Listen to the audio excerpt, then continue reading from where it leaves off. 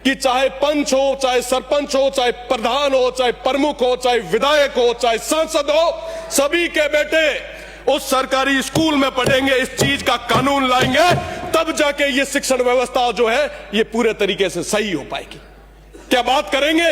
मैं तो यहां खड़ा रह के माननीय मुख्यमंत्री जी से कहना चाहूंगा कि आप ऐसा नियम लाए, हम आपका सहयोग करेंगे और मिलके। और आप देखें अगर ऐसा कानून राजस्थान में आता है कि साथ ही साथ अधिकारियों के भी जो पुत्र हैं वो सरकारी स्कूल में पढ़ेंगे, तो निश्चित रूप से ये जो शिक्षण व्यवस्था है ये सही होगी। आज के समय में आप देखेंगे कि कोई भी सक्षम व्यक्ति सरकारी स्कूल की तरफ नहीं जाता, कोई ध्यान नहीं देता, ना हम देते हैं ना सरकारी सिस्टम देता है। आम आदमी, गरीब व्यक्ति, वंचित व्यक्ति का जो पुत्र है वो वहां पढ़ता है। पर क्या साहब हमें उसकी चिंता है? इस तरीके से अगर चलता गया तो क्या हम विश्व गुरु बन पाएंगे? मेरा तो यही निवेदन है कि हम सब मिलकर काम करें। मैं बात पूरी करने से पहले हुक्मरानों ने फरमाया है, एक चीज है, लाइनें हैं, ये जरूरी है, ये प्रदेश की जनता सुनना भी चाहती है।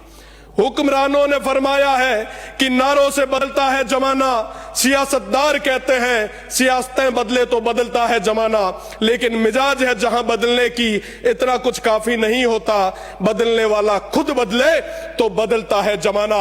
मुझे लगता है कि ऐसे कानून की जरूरत है। हम सब मिलके, पक्ष और विपक्ष मिलके इस प्रदेश के लिए ऐसा कानून लाए और हमारे यहाँ की शिक्षण व्यवस्था को, युवाओं के भविष्य को, इनकी नींव को मजबूत करें। मैं बहुत बहुत धन्यवाद देना चाहूंगा। मैं दावे के साथ कह सकता हूं यहां पे बैठे तमाम जितने भी माननीय सदस्य हैं वो सरकारी विद्यालयों से पढ़ के निकले हैं, पर आज के समय में उन सरकारी स्कूलों के हाल क्या है हमें समझने की जरूरत है।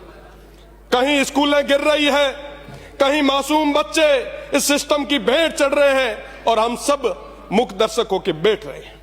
बाबा साहेब ने कहा था शिक्षा वो शेरनी का दूध है जो जितना पिएगा उतना दहाड़ेगा। पर आज क्या हो रहा है?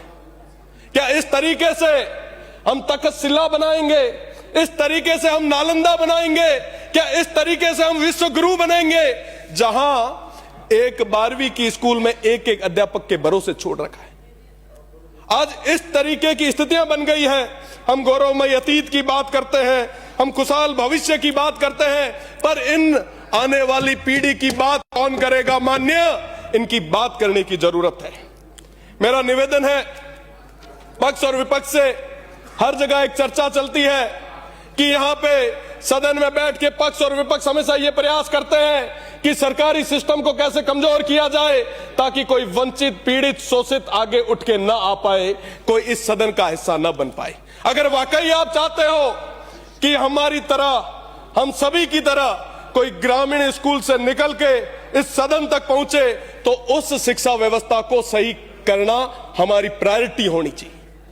हम क्या कर रहे हैं साहब? शिक्षा की बात होती है, एक दूसरे पे हमेशा हम आरोप और प्रत्यारोप लगाते हैं। आखिर ये शिक्षा व्यवस्था सही होगी कैसे? माननीय मैं कंक्लूड कर रहा हूं, बहुत जरूरी विषय है। आखिर ये शिक्षा व्यवस्था सही होगी कैसे? शिक्षा व्यवस्था तब सही होगी जब हम एक कानून लाएंगे